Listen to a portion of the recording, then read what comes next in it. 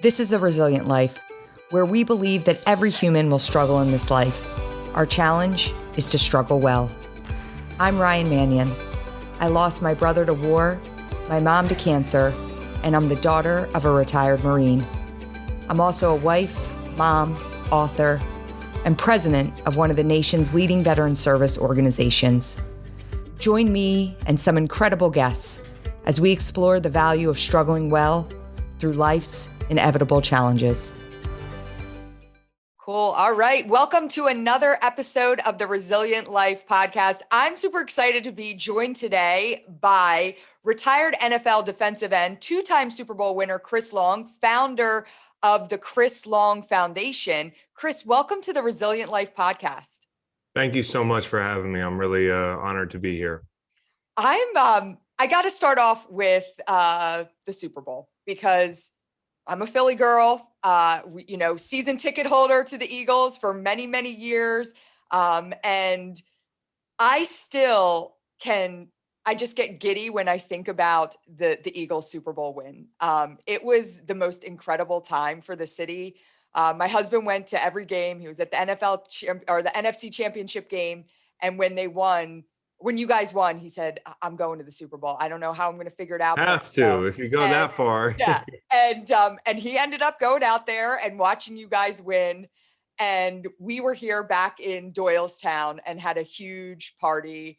My dad pulled out a bottle of Dom that was from like 1997. And he had just been holding on to it. Like, I don't know when we're going to drink this, but a time's going to come where it's going to be the right moment. And it was that night that we opened that bottle up, and it was just such an incredible time. And you think about it, like this one game brought the city together in such a big way. And it was from, winning that NFC Championship to the Super Bowl, to the parade, to the speeches that were happening on the steps of the Art Museum. I mean, all of it combined, there was just a pulse to this city that I had never felt before. And I'd love to know from you, again, you won a Super Bowl with the Patriots, but coming to Philly, I have to, I'm a bit biased, but I have to think that you felt something a little bit different about the Philly crowd. Absolutely. Number one, you know when it's time to bust out the 97 Dom. It's not like you don't have to plan. It's just when it happens, you'll know. And I think if there's anything I was ever jealous of being on the field, it was the fans and their experience, because it was just such an intense experience for Philly people. If you heard them really talk about it, if you're really listening to what they said, and just the length of time that, some people like your pops were probably waiting to see a winner like that. And so, yeah, I mean, for that reason alone, I think, when you join the Patriots, and I cherished every moment of that run, because if it's not for the Patriots run, I don't have the house money in my brain to play with, to go take a chance, like play for the Eagles. So if I don't get, if I played in St. Louis 1 year longer, I'd have never picked the Eagles. Because when I played in St. Louis, it was 8 years of losing. And when I had my first opportunity to hit the market in 2016, I wanted to win at all costs. So you handicap and you pick, and it came down to Atlanta and New England, coincidentally. And I'm sitting there at halftime like, I made the wrong choice when we're down 28-3.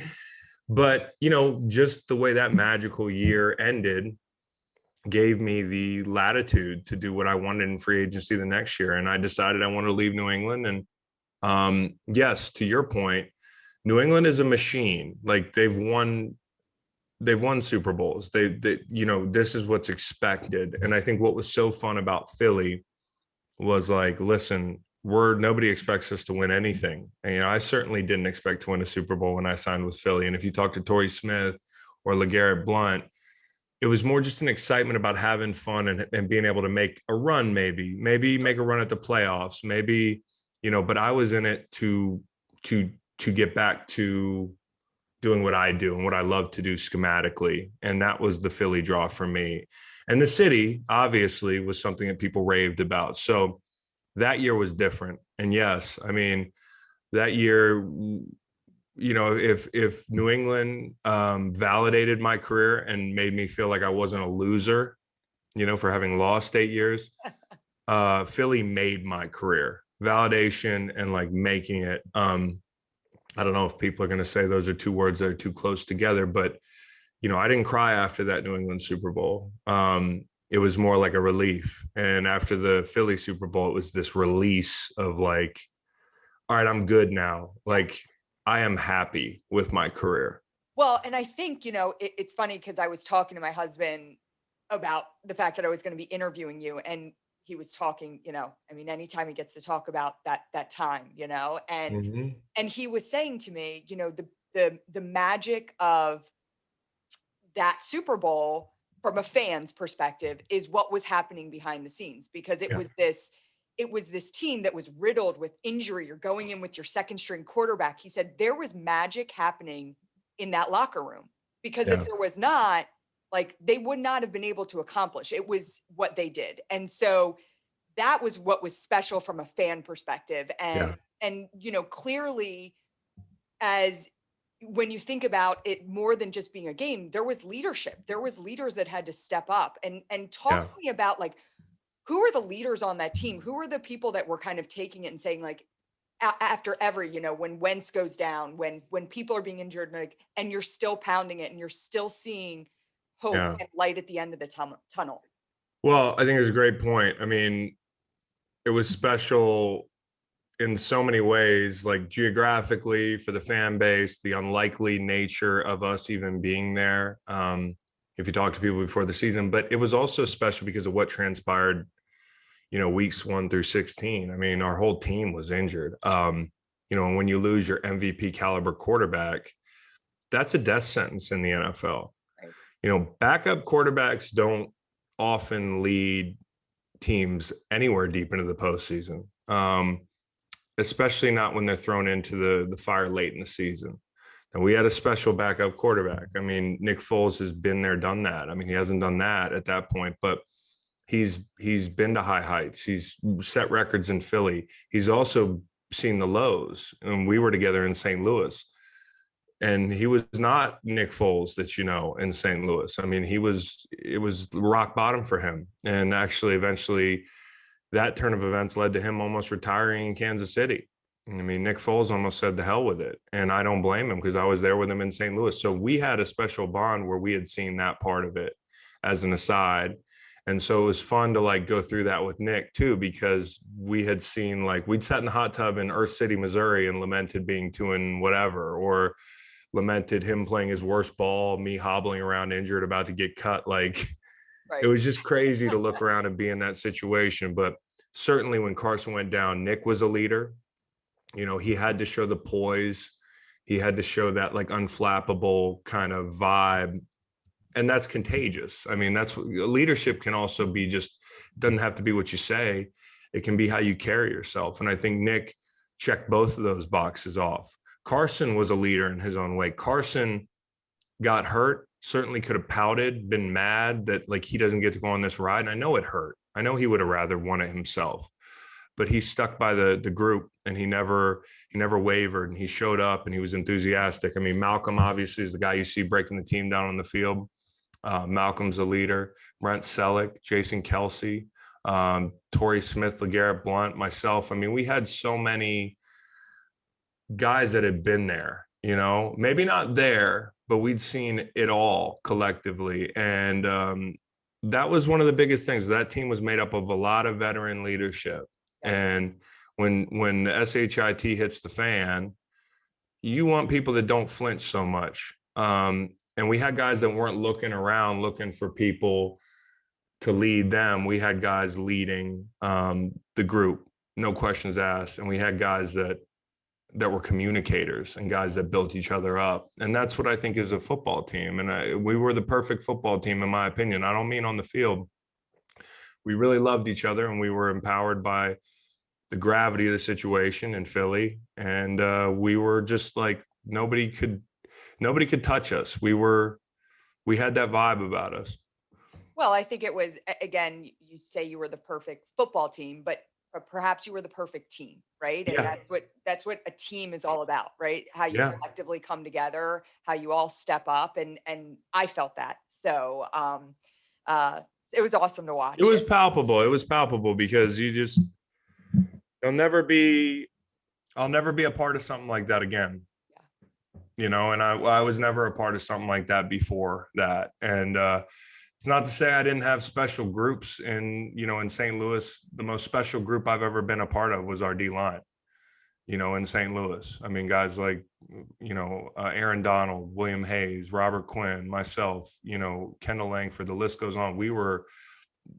I'll never get that back, so I'm not saying that everything about Philly was the best thing that ever happened to me from a team standpoint. I played with a lot of awesome dudes throughout my time in the league. I'm very lucky, but collectively as a team, we just had magic.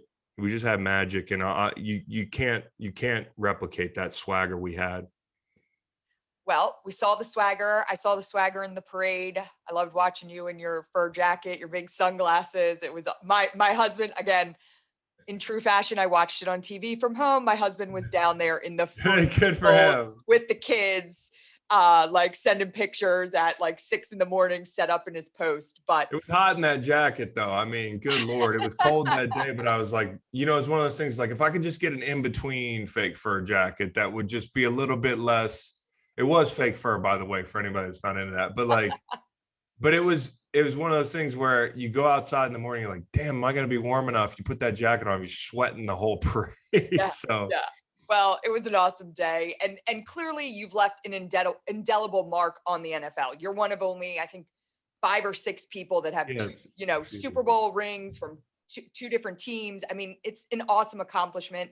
Your dad, you come from a dynasty. Your dad is Howie Long, but what I love more is the impact that you've made off the field. And, in 2018, you were named the Walter Payton Man of the Year. You donated your entire salary in 2017 to charitable causes. And you really started getting involved and sharing your opinion and commentary on social issues. And you're not the first person, athlete, celebrity, to stand up and speak out. But I have to tell you that you do it in a way that makes people listen. And that's what I love. Everything you say, I may not agree with everything that you have put out there, but you bring it from a place of understanding where I can relate and understand what you're saying. And I think that's so important. And I don't know if that's intentional, but it's really hard when sometimes you see celebrities or athletes on soapboxes and they're very outspoken. Yeah. And I don't think I'm okay with anybody saying anything, but there's a way to do it the right way. And regular people too. Yeah, I mean, like, listen, I think the biggest thing is, as athletes, as entertainers, as people with platforms, like, we're not special for having the platforms, but we have opinions and we're entitled to them, just like, you or my mom or my dad, or, well, my dad, I guess we're talking about, again, an athlete, a celebrity, but I like the guy down the street. I mean, when he has an opinion and we all have a piece of this pie where we all share in this thing that's America or our society or, the world, like, we all care. And if you have a political opinion or something that doesn't mesh with sports, I always got annoyed by the stick to sports thing, because I don't tell the accountant to stick to accounting. I don't tell the garbage man to stick to, picking up garbage. You can't have a piece of this civic duty, which is like, giving a shit about, and I spelled out shit earlier. Can I say shit on this podcast? If I can't, I'll just stop. I feel like you might have some cussers on this podcast. You're good. Okay. But like, I care. I mean, like, I can't help caring, and I can't help my opinions. And I think, my philosophy on how to share them has changed.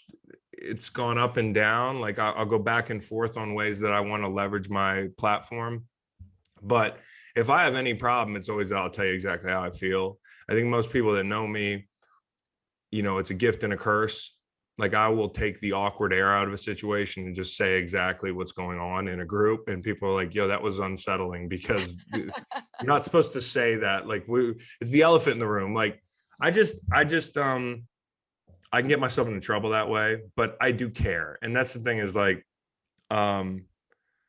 you said it. Sometimes athletes or celebrities or people in general will talk about things and they don't put any sweat equity into it. And I've just always tried to, whatever I speak on, I have to organically really care about it.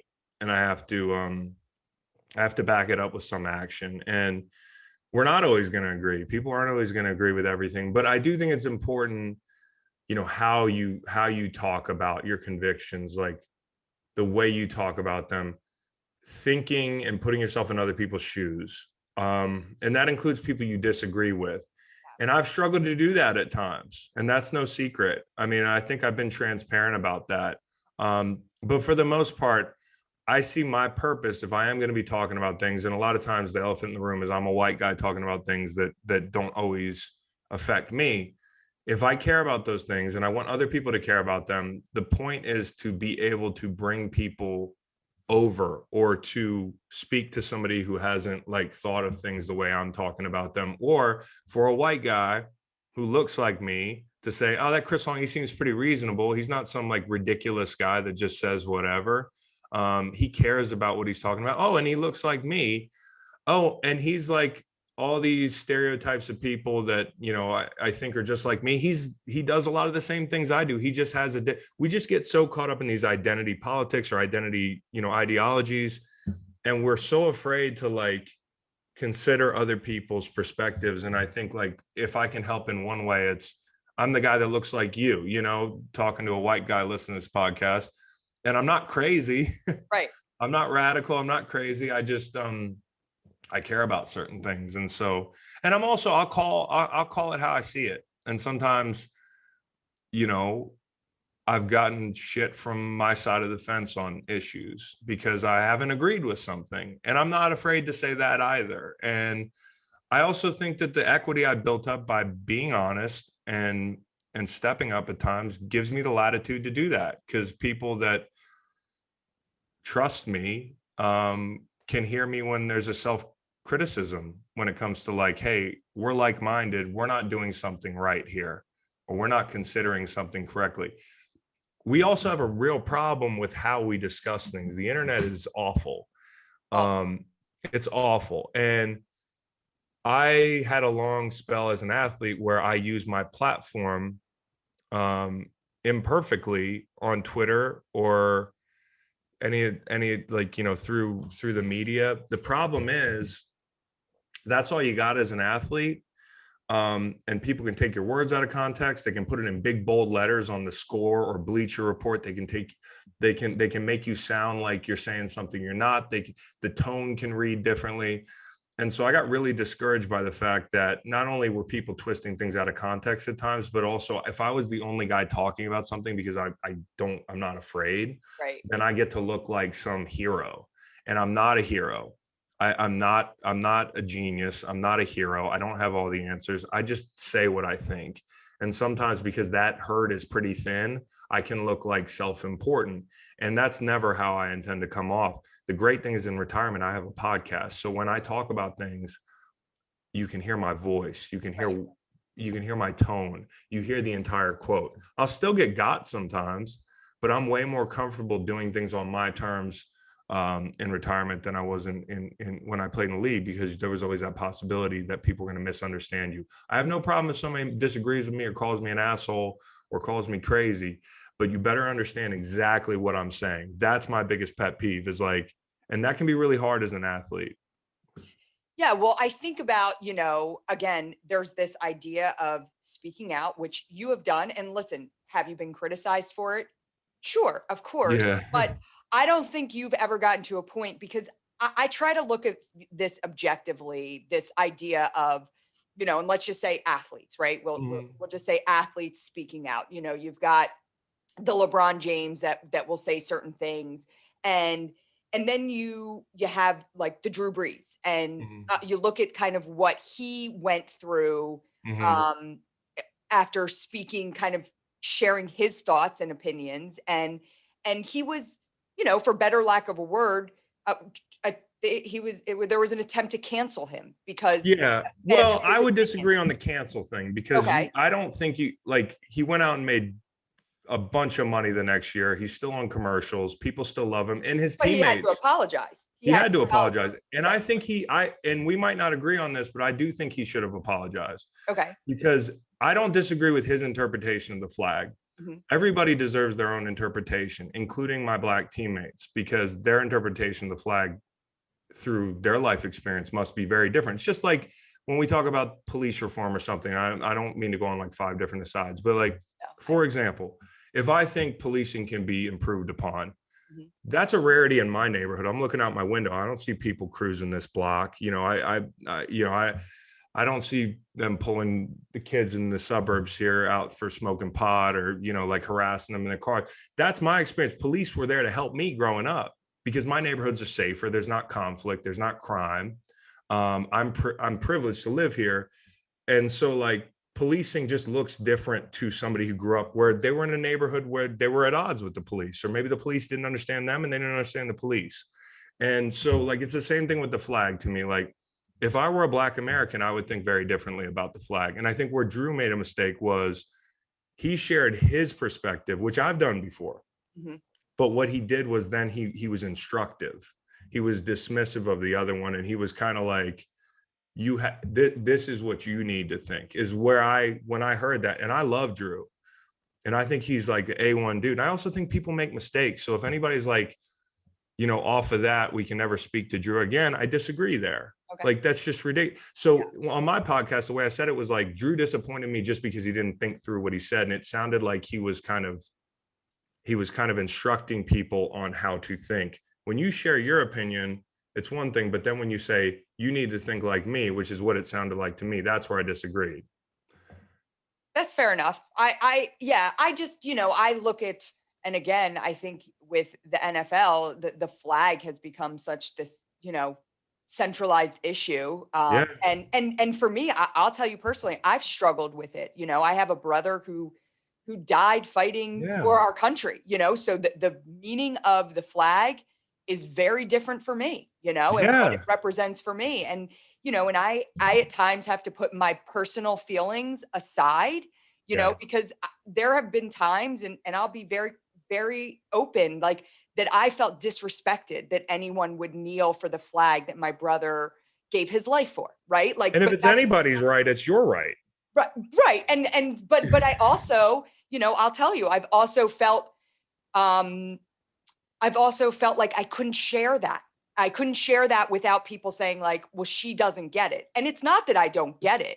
Like I get it, but I still personally feel this way. I will always stand for the flag. And because it represents something very different for me, you know? Yeah. I mean, like, it's like when you talk to, you know, one of my buddies, a Marine, who's like, well, when we fly a casket back, I mean, that flag is draped over my buddy's casket. And so again, association is very different.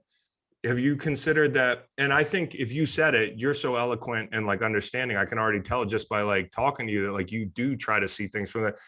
I think most people have a problem with the people that are like, I feel disrespected and there's no other way that somebody could feel about, you know what I mean? Like, I think anybody that understands what you've been through in your association with the flag, I mean, that's how you feel. And you've tried to understand a different perspective. I can tell. And so like, I just, the same way you feel about that flag, and I don't mean to sound radical here, but a Black American might feel the opposite intensity. Right. You know, and so I think what we're all trying to figure out is how can we improve this place? Because it's what we got. And there are great things about America. And there are bad things about America. And I don't think when we criticize America, we're saying that everywhere else is perfect. Like, the world is ugly. I mean, the world is dangerous. The world is, you know, like, right. I say that, you know, America with all its flaws was still the America that my brother and many others felt was worth fighting and giving their lives for. Right. Like we are a flawed society, but I think for me, it's important every day to find common ground and understanding, because those were the principles that these men and women fought and gave their lives for. No doubt. No doubt. You know, but there are my teammates who say, totally got you, Drew Brees. Your dad fought in World War II. or your grandfather, he's not that old. Yeah. but, but but Drew Brees' grandfather fought in World War II, and that's a great share. And like, that's why it's important to you. I get it.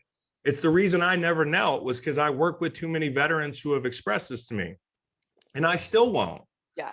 But at times when we had our last president, I felt like, if this is America, then maybe I should hit a knee. And it was really hard for me, because, but with Drew talking about his grandfather, totally valid, man. But I got Black teammates whose grandfathers fought in World War II and came home and they didn't have rights. Right. And so there's just the perspective shifting like thing where it's like, Drew can feel how he feels, totally. How many guys in the NFL, before we got into this thing where I didn't agree with this thing, like where it was a litmus test for giving a shit, because I never took a knee, but you can't tell me I've gotten death threats over putting my hand on Malcolm Jenkins' shoulder, right, from a veteran. Okay.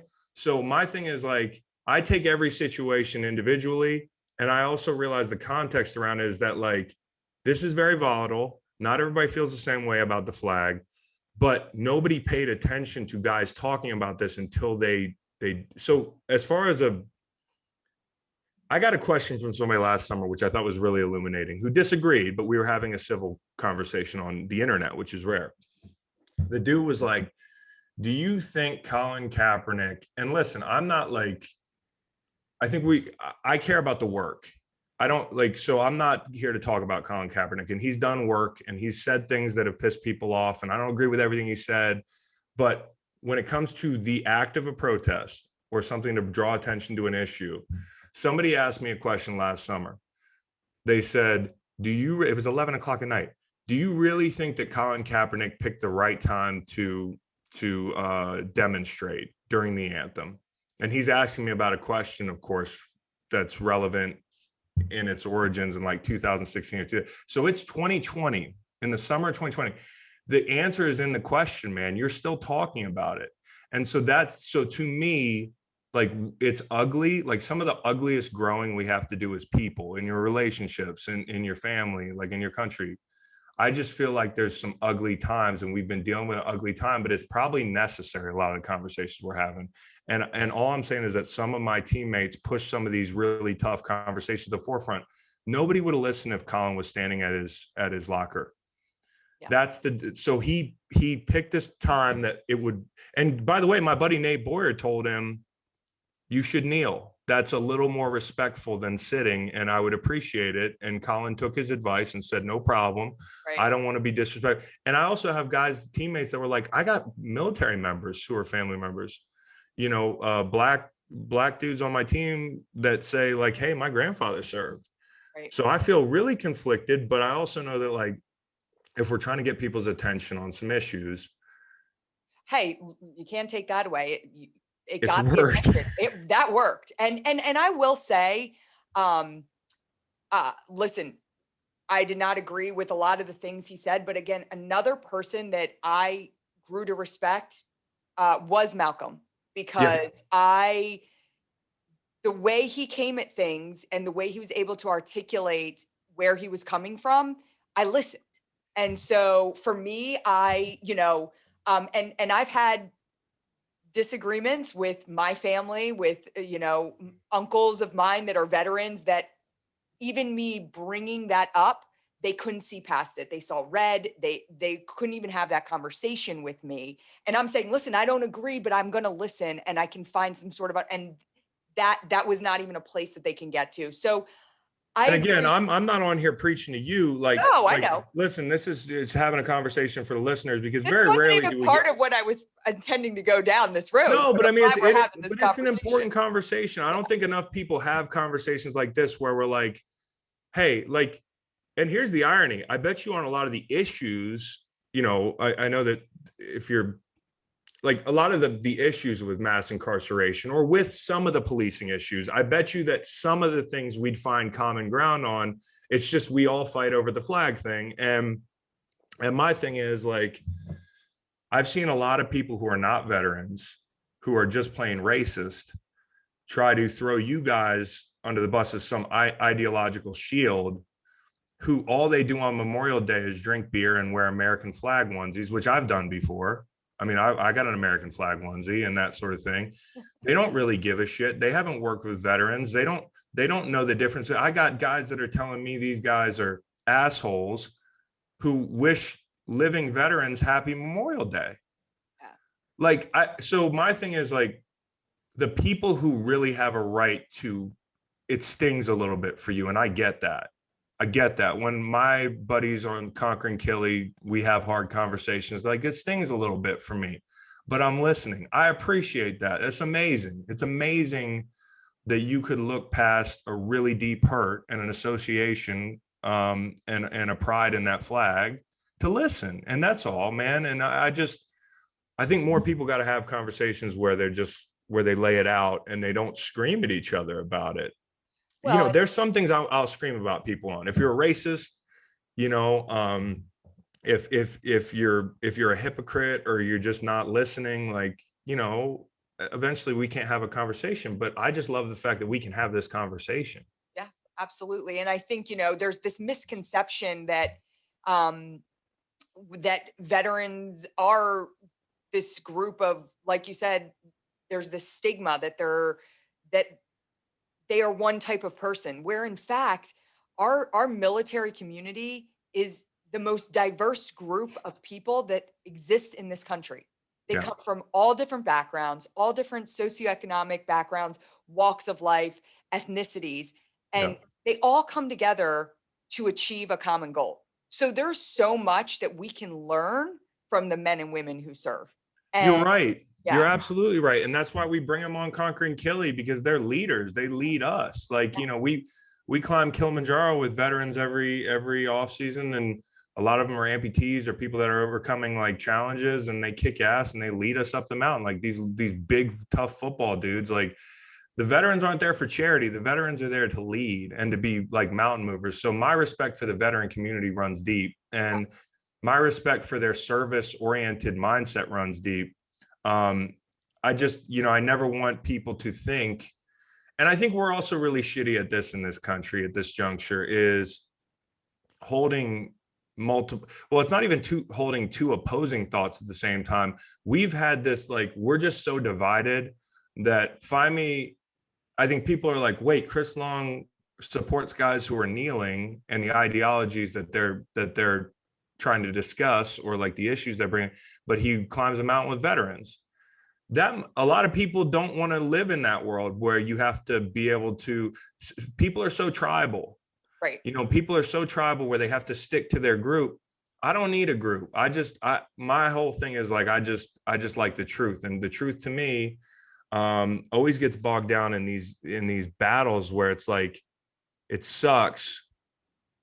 The flag thing has just become, and this is the biggest imperfection with the whole thing, is that it's at times, and a lot of people, not you, I'm not talking about you, have been intentionally like missing the point.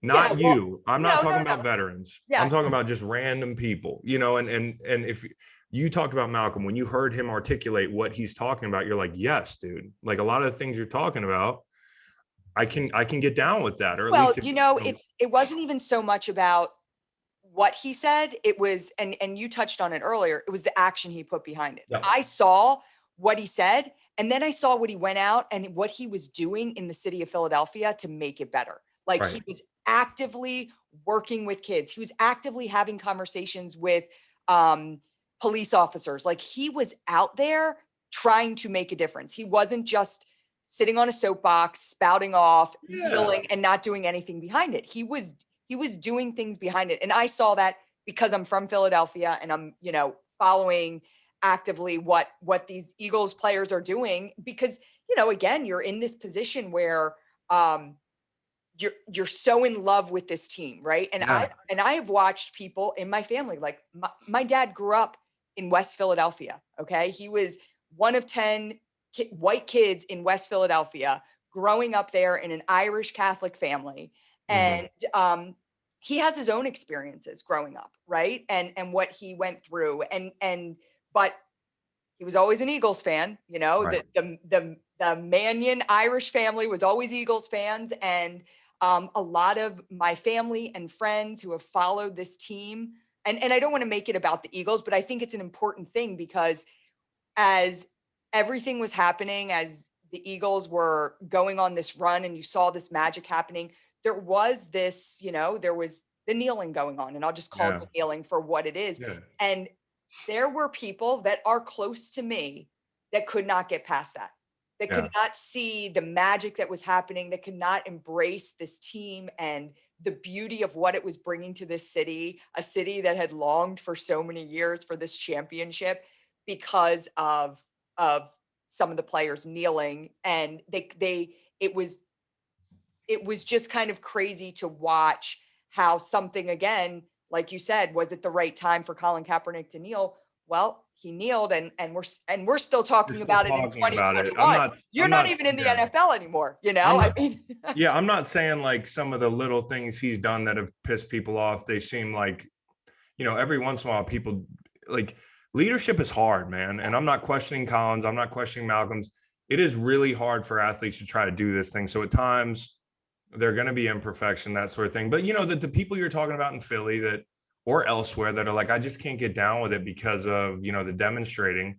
I would ask them, do they know that like nobody really kneeled on the Eagles? Like Malcolm put his fist up, which I'm like, that's a show of solidarity. You're standing tall during the anthem and you're saying like, like we're a part of America too. And we need to be respected as such. And I agree with that. And so, the fact that I put my hand on his shoulder and got like really ridiculous messages told me everything I need to know about some people, not you, not veterans who have served. And some, I mean, like you said, everybody's different. Like just because you're a veteran doesn't mean that I'm going to meet you and love you or that we're right. going to agree on stuff. Like I respect you, but it's the regular folks who haven't done shit for this country, don't really care, and act like they, that they're all what's patriotism? I think that's the big question going forward. What is that? Well, and I also think again,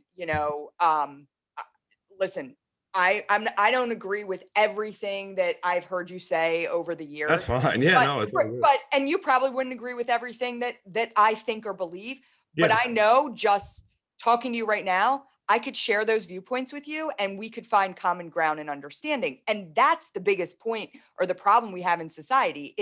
I always think back to the song, and I forget the name of the song, but it's,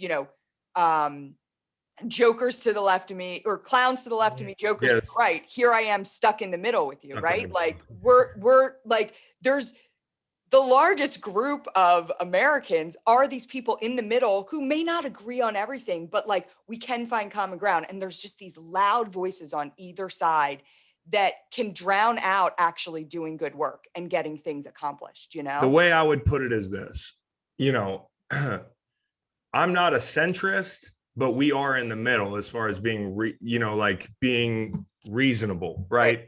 I'm a liberal. Okay. I'm left of center. Like, if you go up and down the chart, there'll be some things I'm closer to center on, hey, listen, I'm a gun owner. Okay. I like hunting. I like shooting my guns. But I'm also reasonable. Like, is it like there's all types of issues that like I can see not both sides of it, but I'm more reasonable than the people that you would expect to meet online. And I think that's the biggest thing is that we have all these conversations online in arenas where we're being watched by our peers and we're afraid to lose our group status. Yep. And I'm not afraid to lose my group status. I am not a part of a group. My ideologies are clear, but I don't need anybody.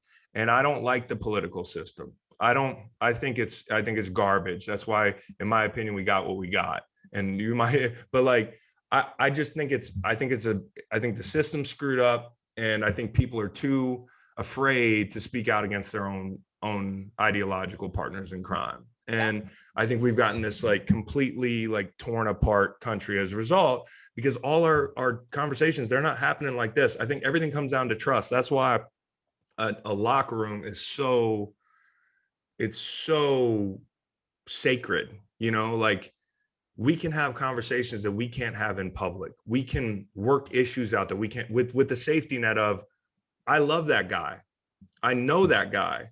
I know he's a good person. So if he's 15% different than me on something, or, you know, 25%, or we totally disagree on one issue, there's some that would disqualify for me. There's some friends that I've said, hey, see you later, dude. Like, you know, you're full of it, or I can't have you around me with that ideology. But for the most part, 99% of people, if they trust each other and they know that they're inherently good, they can work things out like across the table. We can't do that online. And that's why I've opted out. Like, I've kind of opted out of having really tough discussions online. Well, my friend, actually, I had him on the podcast. He's the founder of Go Ruck, and Jason McCarthy. And we had actually a conversation around community. And one of the things he said is, like, we as a society have mistaken social media for communities. It's not. They're not communities. Facebook and Instagram and Twitter are not communities. They are forums, and they are bad places to think that you're going to find community. And, you know, and it's kind of what is, you know, it's a big problem. It is, you know, I like to get back to the days of just, you know, posting pictures of your kids on their birthday and I think it's gone. You know? Yeah, those days are gone. But, you know, that's what I think the intent of social media was at the beginning to some degree. And it's gotten scary, but to get closer, like to keep, you know, like over the pandemic, that was huge to have like the internet and having like people that you can message or FaceTime, or, but the other stuff. And of course, the George Floyd murder and all that stuff, and all the, you know, the wounds, the scabs that were ripped off as a result.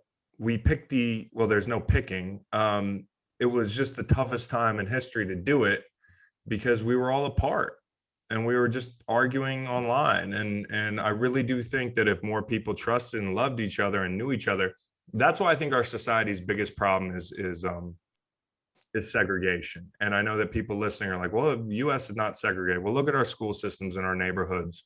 And I do believe that if people lived among one another and worked among one another, like, and got to know each other better in this country, we'd be way better off, and we would find common ground quicker. But our country's segregated still. I agree. If we came together, we would find common ground. I see that every day. Yeah. And again, Brian, it's important to have those conversations. I don't want to leave this conversation without talking about the work that you do with veterans. So you touched on it briefly, but you started the Chris Long Foundation, and that's how we became connected. You're in Philly. You've done a couple dinners in Philly where you've brought out some of our TMF veterans, and they still talk about the night they got to spend with you in Philadelphia. And so beyond that, I want to talk about what you're doing and talk about the water projects that you do with NFL players and veterans. Again, you touched on it a little bit, but I would love for the audience to hear more about that work. Absolutely. The hallmark of the Chris Long Foundation is just is water work. I mean, we kind of fell into that. I went to Kilimanjaro in 2013 to climb a mountain because I just felt like doing it, and that was a little bit out of the norm. It was outside the norm for an NFL player, and I brought a teammate. We climbed it, we loved it, but I just, when I'm traveling, I think about people. You know, like the places are beautiful, but like the people I met really blew me away. I came away with it thinking, life is so much different here. Anybody that's traveled, and the reason veterans are going to come into play is because they know that better than anybody. Yeah. Life is different other places. You know, we have our problems that we need to work out. We've talked about them at length. But the basic necessities of living are more scarce in a place like Tanzania. And I just wanted to help and be a good traveler. I loved the experience. I met beautiful, stoic, amazing people. And the second word I used, stoic, was the one that really stood out to me. You know, I wish I didn't have to respect people for being stoic, because I'd rather them not have to be. But I just really admired and was blown away by the mothers that have to walk 6-7 miles to get water to keep their kids hydrated, at the risk of most likely the water being brown and undrinkable, and you're playing with fire. But what choice do you have? Farmers struggling to keep their crops alive, kids who can't spend time in school because they have waterborne illness, which eventually kills in East Africa and places like that, as you know. So when I was leaving, it was the night before I left. Me and James Hall, the teammate I went with, were drinking a couple of Tanzanian IPAs. And so when you get down from the mountain, you're pretty dehydrated. So we were pretty tipsy pretty quick. And I thought I heard my name in the bar. And I'm like, there's no way somebody just walking in the bar and knows my name. We're in Tanzania. I turn around, it's Joe Buck. And Joe Buck is there with, right. And if you know Joe Buck, if you watch baseball or football, he works for Fox, and he's worked with my dad for many years. And I got to know him in St. Louis because that's where I got drafted. When I got there, he's the first guy who took me out to dinner. Joe Buck's a great guy. And I was like, what the hell are you doing here? After we got over the we're halfway around the world thing, he explained to me that he's there on a water project with a guy named Doug Pitt. And Doug Pitt is the Goodwill Ambassador to Tanzania. And they were like, you want to go tomorrow?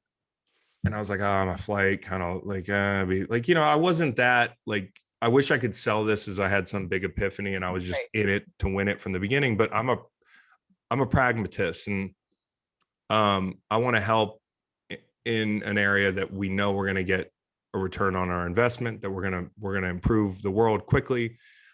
And it wasn't my heart, it was my brain. When I left, I was thinking about what he said and all those things that I mentioned about the stoicism of people that live there in so many ways, not just water. It illuminated something to me, and that was that we don't have this cause in pro football to rally behind. And this is a perfect way that I can help here, but it's also a way that I think that we can shed light on one of the world's biggest problems, and that's water scarcity. It's waterborne illness. It's in East Africa, you're talking about very rarely do you have a safe, predictable source of water. And I said, how can we help? And we thought up the name Water Boys, and we employed a bunch of guys around the league to try to help, because if there's any advice I have to anybody doing anything, it's know your weaknesses and know your limitations. And I knew my weakness might have been a little bit of national name recognition. I was one of the better DNs in the league at this point in my career. I was in my prime, but I wasn't a household name. I'm not like a superstar. I play in St. Louis, not the big market. So we need those guys from big markets. So we gathered everybody together and we started, I cold called a bunch of guys. I got a bunch of no's. I had stupid ideas. They didn't work out, but 5-7 years down the road, we shattered our goal of 32 wells for 32 teams. We have eclipsed the 100 well mark. We are halfway to our goal of 1 million people served. And we did it on the backs of a lot of really generous donors who were giving $1, $3, $5, so I'm very proud of NFL fans for getting behind this, because it is an outside the box problem for Americans. Yeah. Unless you live in Flint, or unless you live in many rural communities, which we've started to work in here with our domestic work for Hometown H2O. I mean, we're putting in wells in Texas and Virginia, and hopefully Alabama and all types of places. You don't realize too, we do a lot of humanitarian work, and we take families of the fallen on expeditions across the world. And so I've been to Guatemala, and I just got back from Puerto Rico a little over a year ago. And, but then we also go into West Virginia, and some of the families that we work with has said, we've gone around the world with you, but when we go to West Virginia, you just can't believe that people 4 hours away from where you're living are living in the situations that they are. So quite literally. And so it was illuminating to me, educational for me, because for many years, as we were doing these wells, which are all large solar powered wells, they serve up to 7,500 people. There are millions of inoperable hand pumps around the world. I'm not saying it's not a good thing to do a hand pump well, but we want to bring these folks the Cadillac of solar systems that are going to be around for a while. They're predictable, and our partners train people on the ground and how to be self-sufficient how to improve the agricultural situation in their villages, how to, we've worked in schools, we've done pumps there, but there were always people saying, what are you doing here? And what about Flint? I think number one, the Flint thing, totally different situation. You can't just slap a 7,500 person well in downtown Flint. That's not how it works. We have bureaucratic issues there. And the government's still throwing money at it, and they need to throw more money at it. They need to fix it. Okay.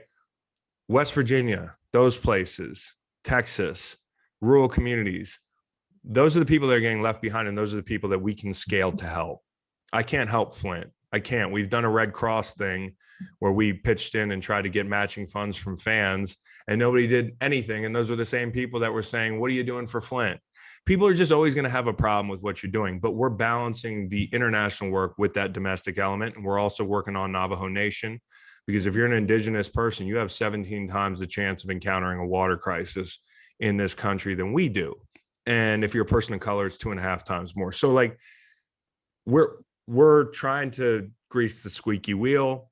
We're trying to be here. We're trying to be there. We also just started Water for Her, which is a women's initiative, because as I mentioned earlier, the majority of the water gathering responsibility, which is often dangerous, unspeakably dangerous, and not that productive, falls on the shoulders of women and girls in sub-Saharan Africa. So Water for Her is awesome. We launched it. But my favorite thing, honestly, I would say this on another podcast too. It's not just because I'm talking to a bunch of vets. It's the Conquering Kili thing that I started with Nate Boyer, who's Green Beret.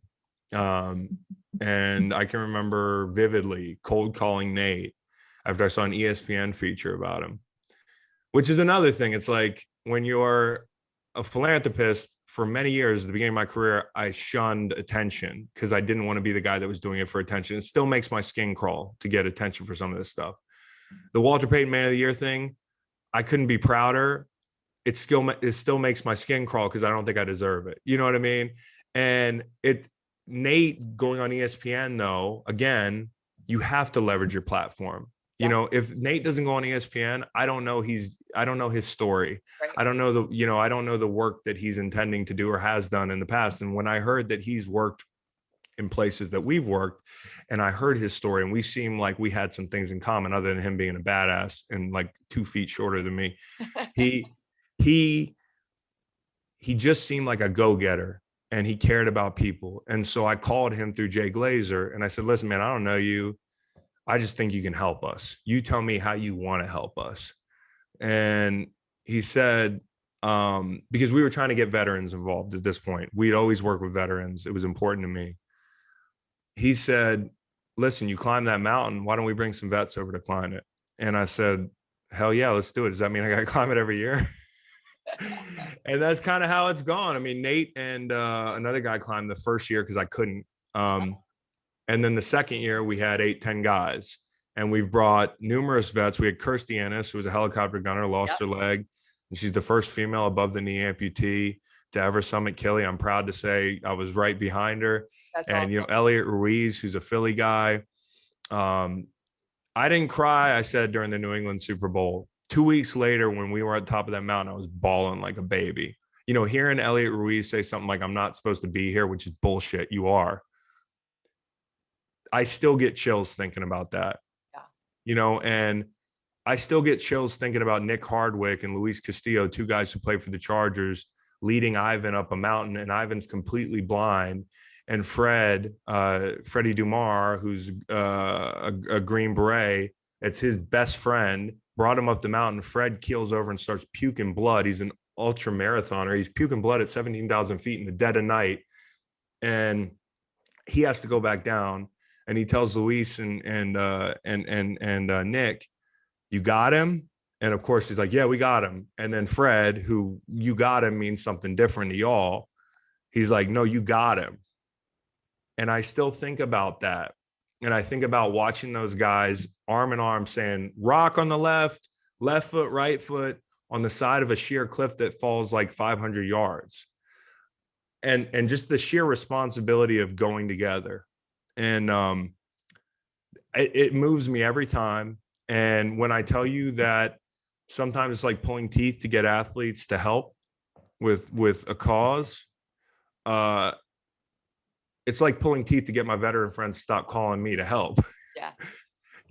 And when I talk about like why they're the MVPs of our initiative, it's because they know service. Like that's just what you guys listening, or some of my friends know. It's just helping people, and they've helped me. They've helped guys that have played and gone up the mountain with them, and most importantly, they've helped the people that are there in East Africa. When Elliot Ruiz bent over this creek outside this school that we were working on, and Elliot knows this. He's told all these stories, so I'm not outing him, but he started crying again. He's the most badass dude in the world, but he's crying again because he's looking at this creek that these kids are getting water from down a hill, and there's gasoline film and trash in it. And that's what these kids are thoughtlessly filling up their jugs and going and drinking every day. And so when you see a guy who's seen everything and that affects him, it's further validation that we need to do something. And so we have a retreat or a reunion every year on my farm where all those guys and girls are invited, and the athletes too. And we just have a great time. We got lifelong friendships because of it. So selfishly, I love it because I've made so many great friends. But I also love it for what we do because they're our biggest earth movers. Yeah, well, I mean, it's I love what you do, and so completely aligns with everything we do at the Travis Manning Foundation. We always say that our biggest civic assets we have as a country are our nation's veterans, and they don't just come home and lose that desire to serve. In fact, most of them are more than willing to continue serving and need that to thrive as individuals. Like they can't walk away from that life of service. So that's what we do at TMF every day, is provide them those opportunities. I mean, we're And not a you group. guys, We say yeah, we you need guys do you. great work. Yeah, we need you. And I love that you're continuing to empower our veteran community in that way to join alongside. It's awesome stuff. I love seeing it. I'd love to send one of our veterans with you. Oh, we'd love that. Yeah. We'd love that. And I do want to say one thing, the thing that like, it's delicate because I've thought it, and there is some intention in forming these groups, but I can't, you never want to say it out loud because some people don't know if you're stupid or not. But like there is a commonality in one way when it comes to, I hate the war in football or the military life in football, but I've let the veterans tell me this and it's confirmed my suspicion. Mhm. A lot of those guys and girls want to be a part of something. Like they were a part of something that was bigger than themselves for a long time. And guess what? It's not there anymore. And, I'm proud to provide, even if it's a little thing that we can do that we're not as big as. Like, I'm very proud. That's one thing I'm proud of, is seeing the groups together. And that includes the football players, who it's well documented. We struggle existentially when you get done, and money doesn't fix that. And the whole thing doesn't fix that. Just like being a badass and being proud of what you've done for your country doesn't fix that for all veterans.